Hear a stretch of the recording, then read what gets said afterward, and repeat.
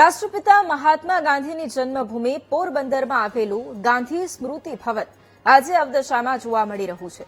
કરોડોના ખર્ચે બનેલું આ સ્મૃતિ ભવન છેલ્લા ઘણા વર્ષોથી બંધ હાલતમાં છે। લેસર શો બંધ છે, લાઇબ્રેરીના હજારો પુસ્તકો કબાટમાં કેદ છે, જ્યારે ટેકનિકલ કારણોસર છેલ્લા 7 વર્ષથી લેસર શો પણ સંપૂર્ણપણે બંધ છે અને સમગ્ર થિયેટર ઉપયોગ વિના પડ્યું છે। સ્મૃતિ ભાવનાની ઇમારત બિસ્માર બની ગઈ છે।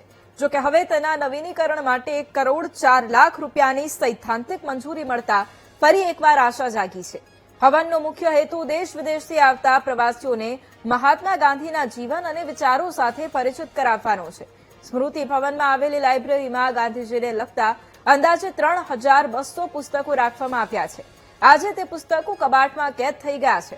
ફર્નિચર વેરવિખેર છે, છતમાંથી પાણી ટપકે છે, ભેજના કારણે કબાટમાં કાટ લાગી રહ્યો છે અને સમગ્ર ઇમારત જર્જરિત હાલતમાં જોવા મળી રહી છે।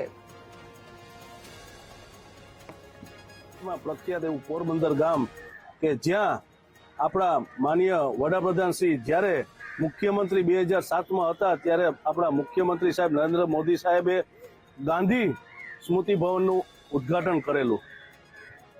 તો આ ગાંધી સ્મૃતિ ભવનનું ઉદ્ઘાટન આપણા નરેન્દ્રભાઈ મોદી સાહેબે કરેલું, તો આજે એની હાલત તમે જોવો તો એટલી દયનીય હાલત છે કે જર્જરિત હાલતમાં ફેરવાયેલું છે।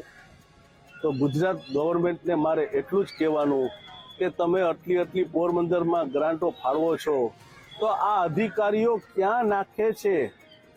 મારો એટલો પ્રશ્ન છે કે આ અવળી મોટી ગ્રાન્ટો ગુજરાત ગવર્મેન્ટે દીધી છે તો આ અધિકારીઓ ક્યાં ખૂણે ખાચરે વાપરે છે? તો આવું ગાંધી સ્મૃતિ ભવન એને દેખાતું નથી। આખા પોરબંદર વાસીઓ અને ગાંધી પ્રેમીઓએ સ્કેટિંગ રિંગ તોડવા માટે થઈ અને ખૂબ મહેનત કરેલી કે ભાઈ ગાંધી સ્મૃતિ ભવન છે એ અન્ય જગ્યાએ બનાવવું જોઈએ, પણ અમુક લોકોની રાજકીય જીદને હિસાબે થઈ અને ગાંધી સ્મૃતિ ભવન છે એને સ્કેટિંગ રિંગ તોડીને ત્યાં જ બનાવવામાં આવ્યું અને ગાંધીજીને જે બનાવ્યા પછી કોઈ યોગ્ય મેન્ટેનન્સ નથી કર્યું।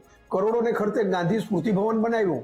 લેઝર શો માટે થઈને 3 કે 4 કરોડ રૂપિયા પણ સરકારે ફાળવ્યા, એ લેઝર શો પણ 10 દી નથી આવ્યો, કારણ કે આ પ્રજાના ટેક્સના પૈસાઓ છે અને ગાંધી સ્મૃતિ ભવન માટે દર વર્ષે કરોડો રૂપિયાની ગ્રાન્ટો આવે, પણ આજે પણ એ ગ્રાન્ટમાં વહીવટ થઈ જતો હોય એટલે કોઈ યોગ્ય મેન્ટેનન્સ કરવામાં નથી આવતું।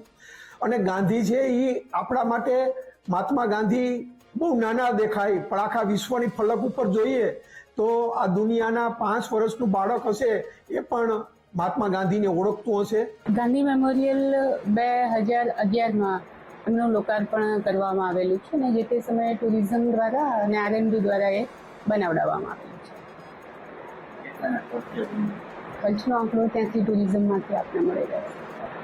ગાંધી મેમોરિયલનો ઉપયોગ ઘણા વિઝિટર્સ અહીંયા આવતા હતા, પ્લસ અહીંયા નાનું એમ્ફી થિયેટર છે એટલે સાંસ્કૃતિક કાર્યક્રમ માટે પણ એનો ઉપયોગ થતો હતો, પણ હાલ રિનોવેશન માટે ગયેલું છે એટલે હાલ બંધ